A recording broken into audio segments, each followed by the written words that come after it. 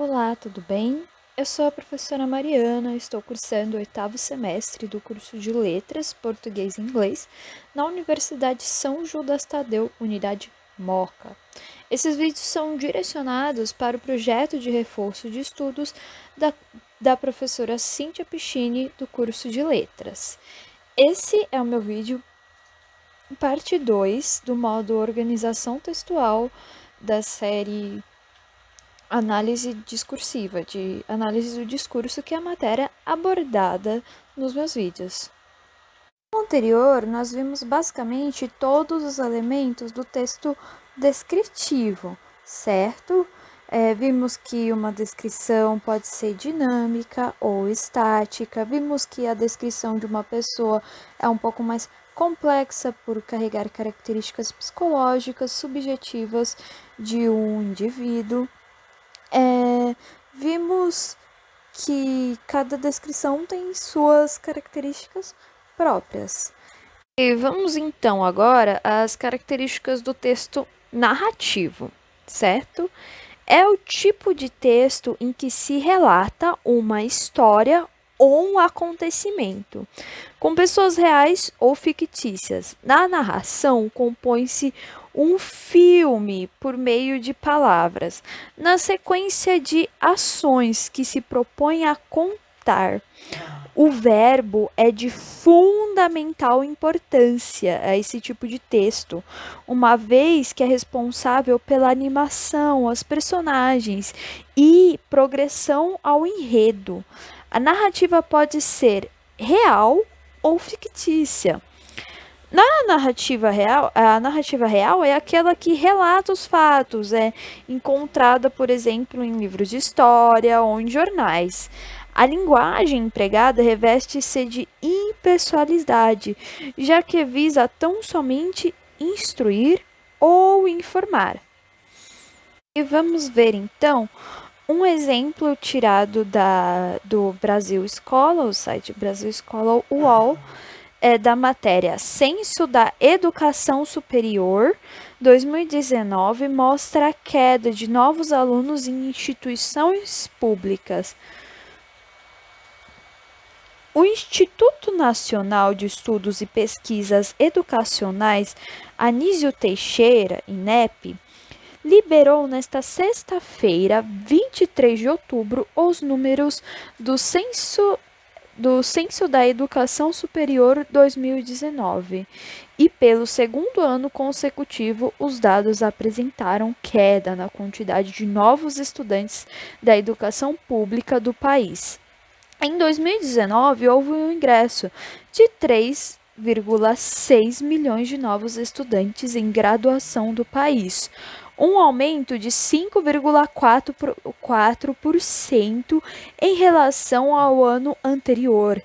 Entretanto, desses novos estudantes de graduação, 84,6% entraram em um curso de instituição privada, enquanto só 15,4% ingressaram no ensino público.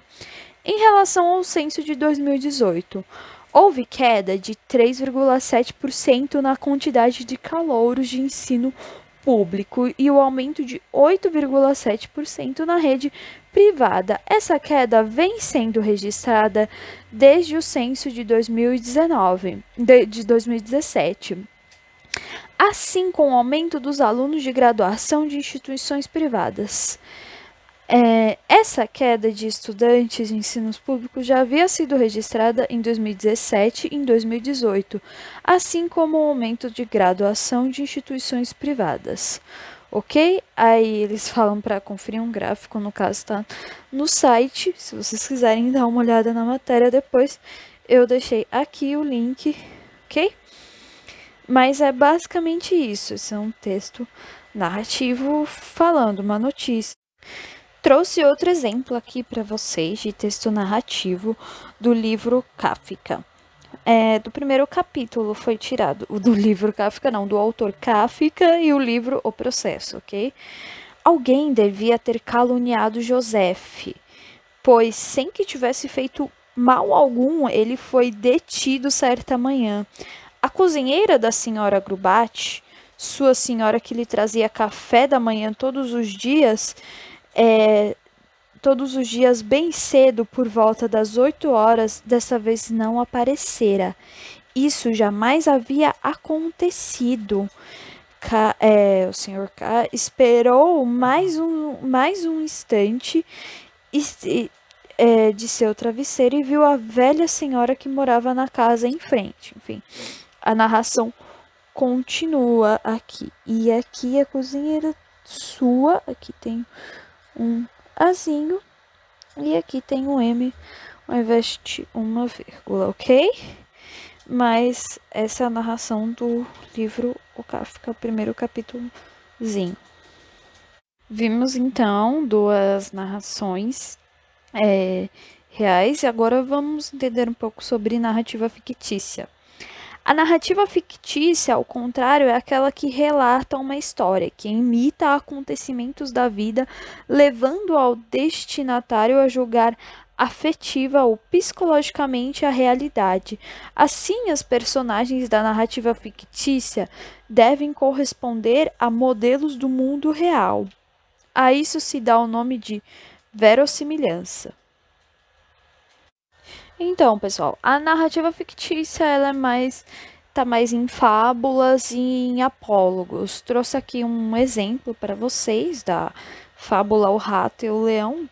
Basicamente, todos devem conhecer, mas é bem curtinho, por isso eu trouxe, serve como um bom exemplo de uma narrativa fictícia. Era uma vez um leão que descansava na selva depois de um dia de caça. Era um dia quente e ele só queria dormir. Quando ele estava mais confortável, um rato chegou fazendo muito barulho. O leão era tão grande que ele nem percebeu, mas o rato começou a subir pelo nariz. O leão acordou de muito mau humor, começou a rosnar e agarrou o rato, preparando-se para comê-lo. O ratinho: perdoe-me, implorou o pobre rato. Por favor, deixe-me ir. Um dia certamente pagarei a você. Foi divertido para o leão pensar que um rato poderia ajudá-lo, mas ele foi generoso e finalmente libertou alguns dias depois. Enquanto perseguia uma presa na floresta, o leão foi preso na rede de um caçador. Ele não conseguiu se libertar e rugiu alto pedindo ajuda. O mouse, aqui o rato, reconheceu a voz e veio rapidamente para ajudá-lo. Ele mordeu uma das cordas que amarrava o leão e se libertou. Então o rato disse: até um rato pode ajudar um leão. Aí, como toda fábula, tem a moral, da história. Moral: não subestime o que os outros podem fazer, embora possa parecer de outra forma, todos podem ajudá-lo.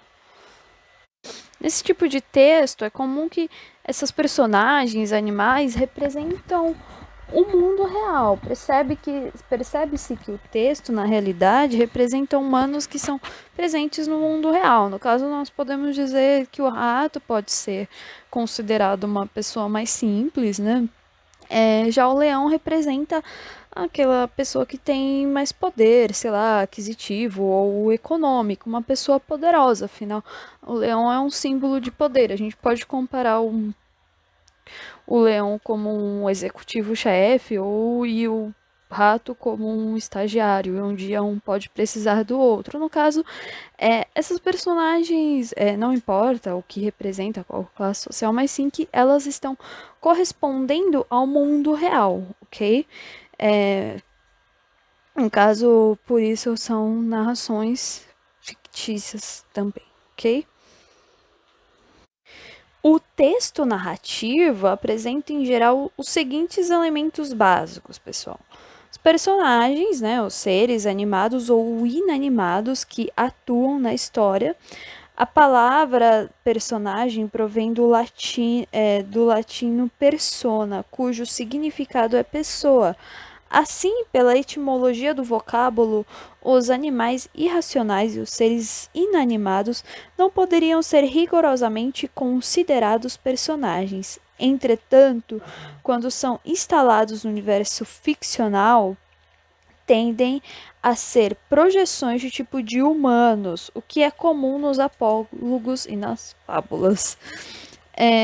O espaço também é uma característica do texto narrativo, ponto de vista por meio do qual a história é contada, ou seja, primeira ou terceira pessoa, quando se narra em primeira pessoa, tem-se narrador personagem, já que aquele que conta a história participa da ação. Quando se narra em terceira pessoa, tem-se o narrador observador, que é o contador da história e não participa dela, apenas a observa. Temos também o enredo, que é a totalidade das causas e dos efeitos que se organizam no curso da história narrada. É a trama em si, que compõe a introdução, o desenvolvimento e o desfecho da história, ok? Temos o espaço, que é o local que se desenrola os acontecimentos, e o tempo, que é a época e o período que acontece a história, certo? Vamos então analisar o exemplo do conto A Quinta História, da autora Clarice Lispector. Essa história poderia chamar-se As Estátuas. Outro nome possível é O Assassinato e também Como Matar Baratas. Farei então pelo menos 3 histórias verdadeiras, porque nenhuma delas mente a outra, embora uma única seria mil e uma, se 1001 noites me dessem. A primeira, Como Matar Baratas. Começa assim: queixei-me de baratas. Uma senhora ouviu-me a queixa e deu-me a receita de como matá-las, que as misturasse em partes iguais, açúcar, farinha e gesso. A farinha e o açúcar as atrairiam, e o gesso esturricaria esturrecaria o de dentro delas. Assim fiz. Morreram. A outra história é a primeira, mesmo chama-se O Assassinato. Começa assim: queixei-me de baratas. Uma senhora segue-se a receita. Então entra o assassinato. A verdade é que só em abstrato me havia queixado de baratas, que nem minhas eram, pertenciam ao andar térreo e escalavam o cano do edifício até o nosso lar. Só na hora de preparar a mistura é que elas se tornaram minhas também. Em nosso nome, então comecei a medir e pensar ingredientes numa concentração um pouco mais intensa. Um vago rancor me tomara, um senso ultraje. De dia as baratas eram invisíveis e ninguém acreditaria no mal secreto que roía a casa tão tranquila. Mas se elas, como os males secretos, dormiam de dia, ali estava eu a preparar-lhes o veneno da noite. Meticulosa, ardente, eu aviava o elixir da longa morte. Um medo excitado do meu próprio mal secreto me guiavam. Agora eu só queria gelidamente uma coisa: matar cada barata que existisse. Baratas sobem pelos canos enquanto a gente, cansada, sonha. E eis a receita estava pronta, tão branca como para baratas espertas como eu. Espalhei habilmente o pó até que este mais parecia fazer parte da natureza de minha cama. No silêncio do apartamento, eu imaginava subindo uma barata até a área de serviço, onde o escuro dormia, só uma toalha alerta no varal. Acordei horas depois em sobressalto de atraso. Já era de madrugada. Atravessei a cozinha no chão, na área. Lá estavam elas, duras, grandes durante a noite. Eu matara. Em nosso nome, amanhecia no morro, um galo cantou. Bem, no conto nós percebemos as características implícitas da narrativa, que é o enredo, no caso o contado que a dona de casa que matou as baratas, enfim, a personagem principal, que é a dona de casa insatisfeita com baratas, o espaço, que é a casa da personagem, o quarto, a cozinha, a área de serviço, o tempo, que é a noite de madrugada, que ela vai ver as baratas, no caso, também o dia, enquanto ela prepara o veneno, e o foco narrativo é a primeira pessoa, pois o narrador participa ativamente da história. No caso, se fosse em terceira pessoa, é quando o narrador não participa ativamente da história, ok? Então é isso, pessoal.